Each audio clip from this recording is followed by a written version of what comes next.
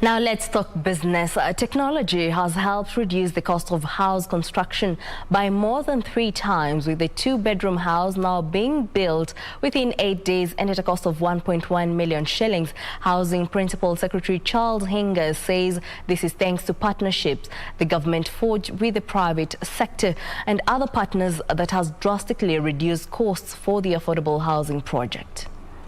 Housing Principal Secretary Charles Hinga says the government estimated that it required 1.2 trillion shillings to finance construction of the 500,000 housing units. He says this is because in 2018 it cost about 80,000 shillings per square meter to construct houses in Kenya.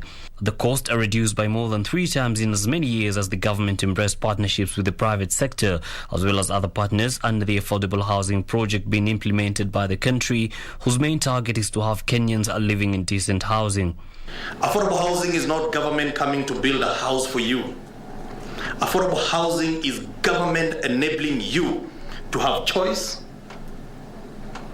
of technologies, lowering the cost of construction like we have done, giving you various incentives so that you can go and make sure you live in a high quality of life. Hinga says technology is helping reduce the duration it takes to construct houses, and costs with a 2-bedroom house now have been drastically reduced over the last 3 years.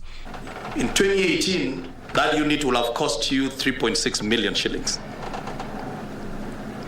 The numbers that I'm being given is just about 1.1 million for a 2-bedroom house.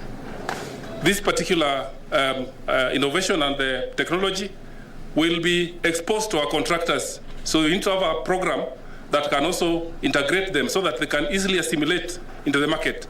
Following the interventions that have cut the cost of house construction, the government is now requiring contractors to pass on the benefits to Kenyans eyeing affordable housing projects.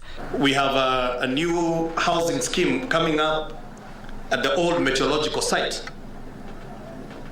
And we tendered at a price of 25,000 shillings per square meter. We actually put it in the RFP document.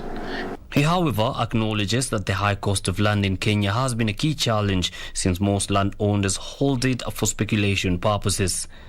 And why is land so important? It is important because a study came out sometime in 2019 that showed Nairobi has the most expensive land in the continent right now.